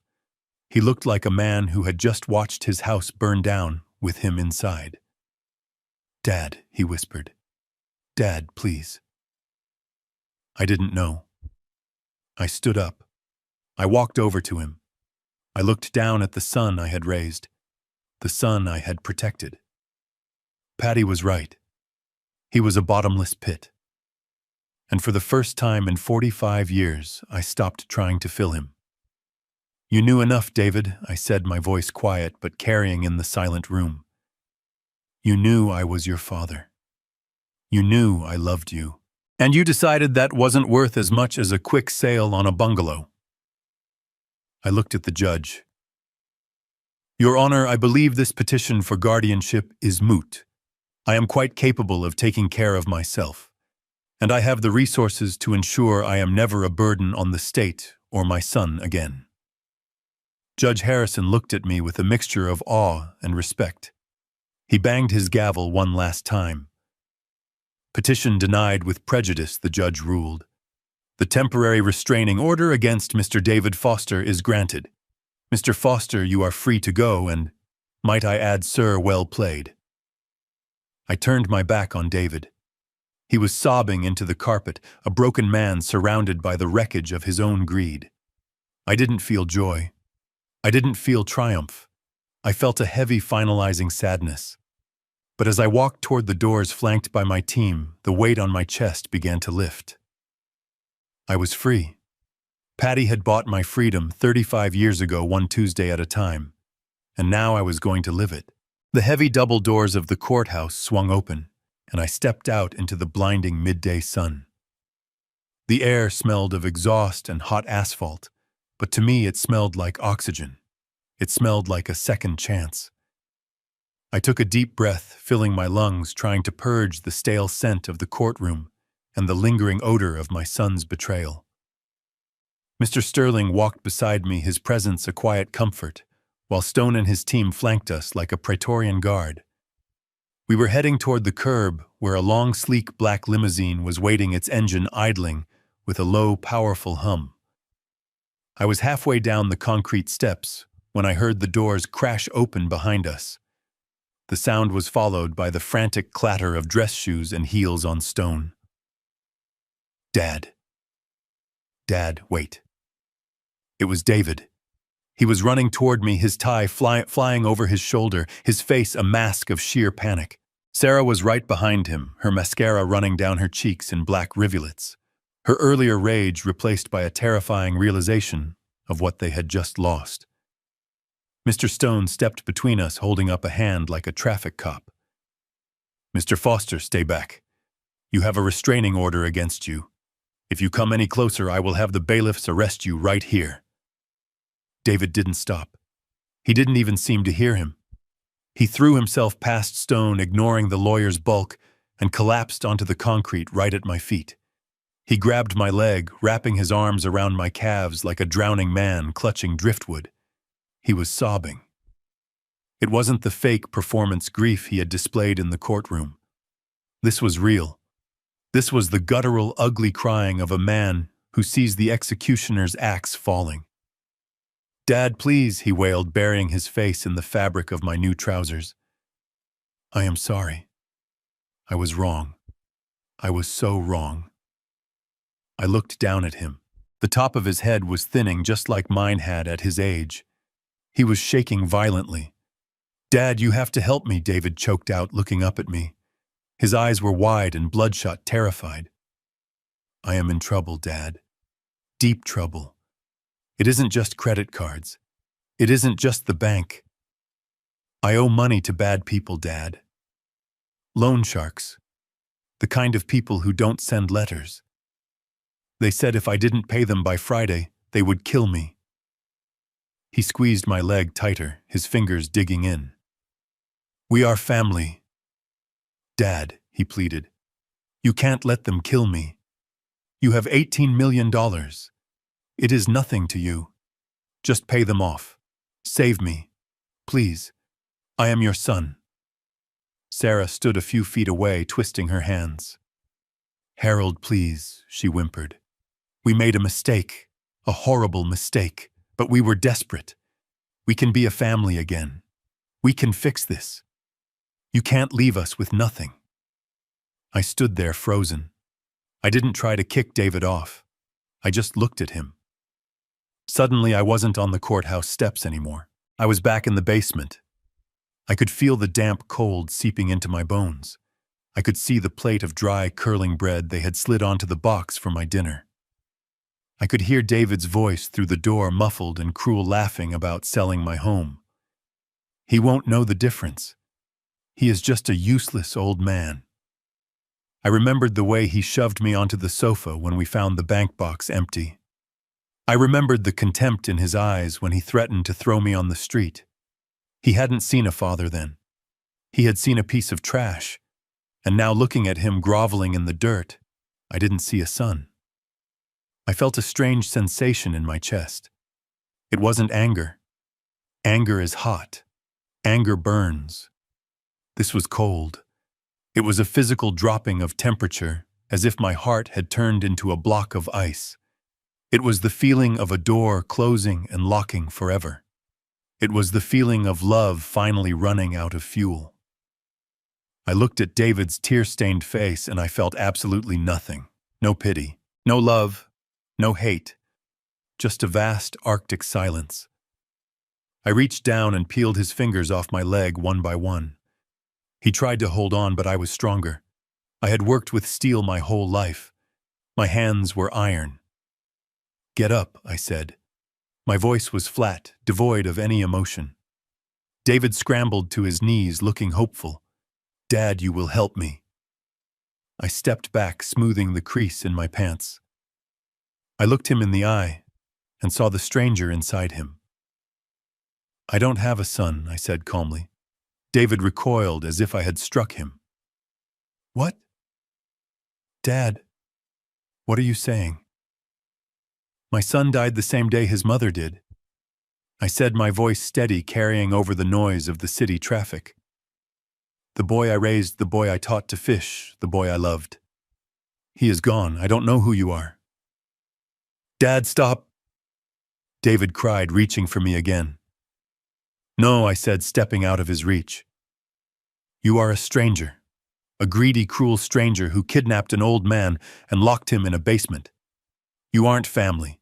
You are a predator. And I don't feed predators." David's face crumbled. "But they will kill me, Dad. They will actually kill me." "Then you better start running," I said coldly. "Or get a job. I hear the rideshare apps are hiring. It pays about $5 a trip. If you work 14 hours a day like I did, you might be able to pay them back in about 50 years. I turned away from him. It was the hardest thing I had ever done and the easiest. I turned my back on my own blood, because he had turned his back on my humanity first. Mr. Sterling stepped forward. He tapped his phone. "Now, officer." 2 police officers who had been standing near the entrance moved in. They weren't coming for me. They were coming for David. "David Foster," one of the officers said, pulling out a pair of handcuffs. "We have a warrant for your arrest." David scrambled backward, crab-walking on the pavement. "What?" "No, for what? Identity theft, fraud, and elder abuse," the officer said, grabbing David's arm and spinning him around. "We have the video evidence from your mother's trust regarding the forged car loans and the stolen retirement funds. And we have a statement regarding the unlawful imprisonment of Mr. Harold Foster." David screamed. "No! Dad, tell them! Dad, stop them! You can't let me go to jail!" Sarah shrieked and tried to run, but a female officer blocked her path. "Sarah Foster, you are also under arrest for conspiracy and elder abuse." I didn't look back. I walked toward the limousine. Mr. Stone held the door open for me. I slid into the cool leather interior. The air conditioning hit my face, washing away the heat of the day. Outside, I could hear David screaming my name. It was a raw, desperate sound. A week ago, it would have broken me. Today, it just sounded like noise. Sterling got in beside me and closed the door. The sound of the screaming was instantly cut off, replaced by the hush of the luxury cabin. "Are you all right?" Harold Sterling asked gently. I looked out the tinted window. I saw the police shoving David into the back of a cruiser. He was thrashing, crying, kicking. He looked like a child throwing a tantrum. But he wasn't a child. He was a 45-year-old man who had made his choices. I watched the police car lights flash red and blue. "I am fine," I said. And I was surprised to find that it was the truth. "Drive," I told the chauffeur. "Where to, sir?" the driver asked, looking in the rearview mirror. "Anywhere," I said, leaning back and closing my eyes. "Anywhere but here." The car pulled away from the curb, merging into traffic. I left my son behind on the sidewalk, handcuffed and broken. I left the old Harold back there too. The man in the car was someone new, someone with a frozen heart perhaps, but someone who was finally completely free.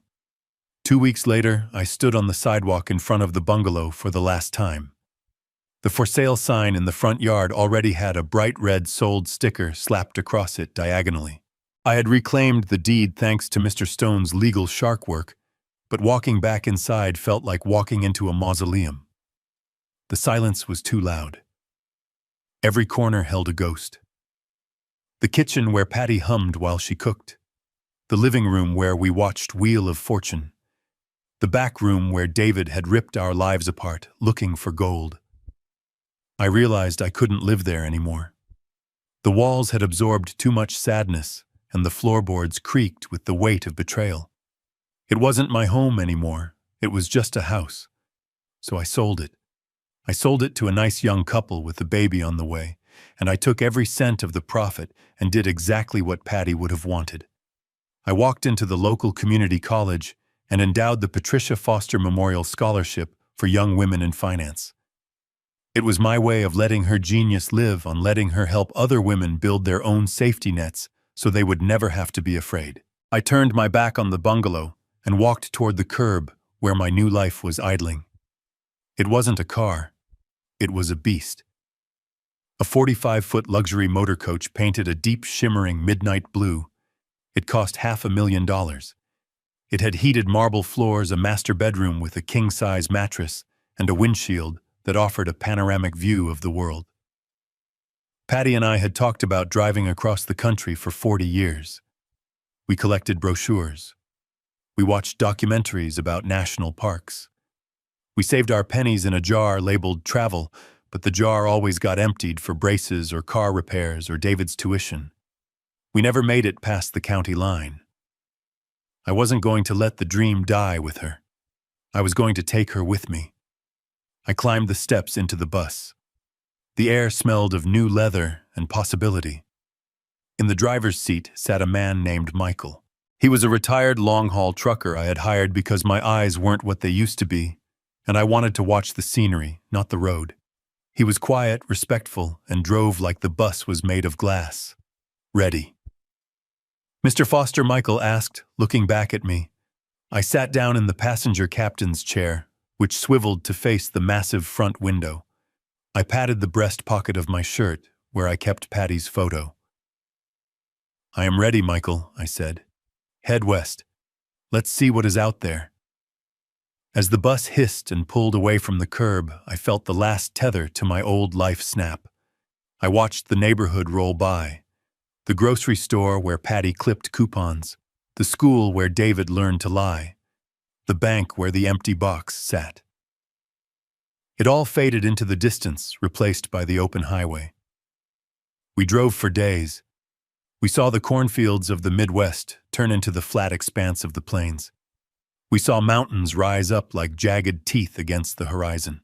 I ate dinner in diners I had only read about. I slept in a bed that rocked gently with the wind. For the first time in 72 years, I didn't have to be anywhere. I didn't have to fix anything. I just had to exist.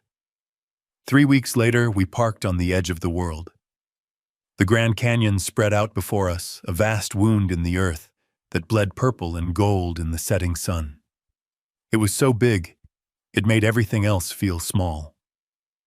My problems, my pain, my son, they all seemed insignificant against millions of years of rock and river.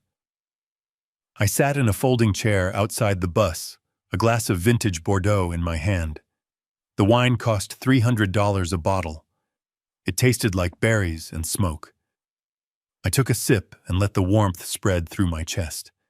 The wind blew through the canyon carrying the scent of sagebrush and ancient dust.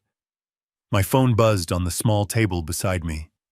It was a new phone, a smart one with a screen as clear as a television. The caller ID said Sterling. I picked it up. Hello, Mr. Sterling? Good evening, Harold Sterling's voice was crisp and clear. I hope the view is treating you well. It is magnificent, I said, watching a hawk circle the updrafts. You should see it. Perhaps one day, Sterling said. I am calling with an update regarding the legal situation back home. I took another sip of wine. Go ahead. David called my office today, Sterling said. He is currently being held at the county detention center. His bail has been set at $50,000. He claims he doesn't have it. He was begging for you to post it. He says he is sorry. He says he is scared.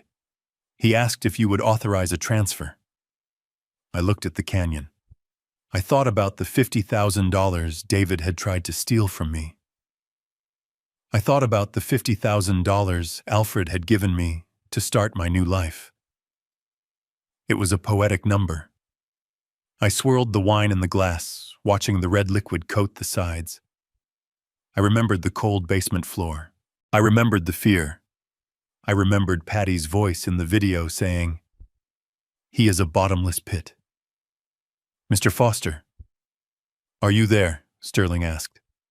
How would you like me to handle it? I smiled. It wasn't a bitter smile. It was the smile of a man who had finally put down a heavy load he had been carrying for too long.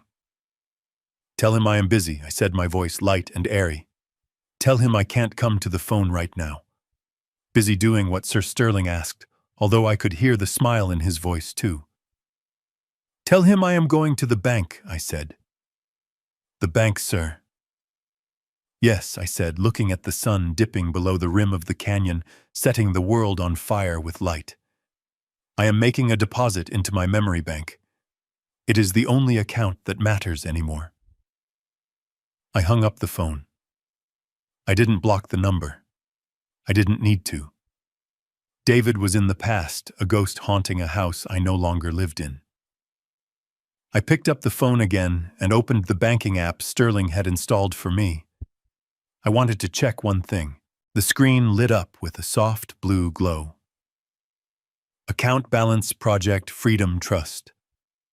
The numbers scrolled across the screen, crisp and white against the dark background. $18,350 on $1,000, and I looked at the number. Then I looked at the sunset. The money was security, but the view that was wealth. I raised my glass to the horizon. To you, Patty, I whispered. Thank you for the ride. I sat there until the stars came out, millions of them diamonds scattered on black velvet. I was Harold Foster. I was alone, but I wasn't lonely. I was rich, but I wasn't greedy. I was just a man enjoying the view from the freedom seat, finally driving his own life. Harold's journey teaches us a harsh but necessary truth. Shared DNA does not guarantee shared values. Sometimes the people we raise can become our most dangerous predators when blinded by greed. Patricia's secret wasn't an act of deceit, but a masterstroke of protective love, proving that financial independence is the ultimate shield against elder abuse. The most profound lesson here is not about revenge, but about the courage to set boundaries. We must learn to distinguish between those who love us for who we are and those who love us for what we can give them. Saving yourself is not selfishness. It is survival. If you were in Harold's shoes, standing on that curb with millions in the bank, would you have turned back to save your son, or would you have driven away toward freedom? What defines true loyalty? Let me know your thoughts in the comments below. Please like and subscribe for more stories about justice and redemption.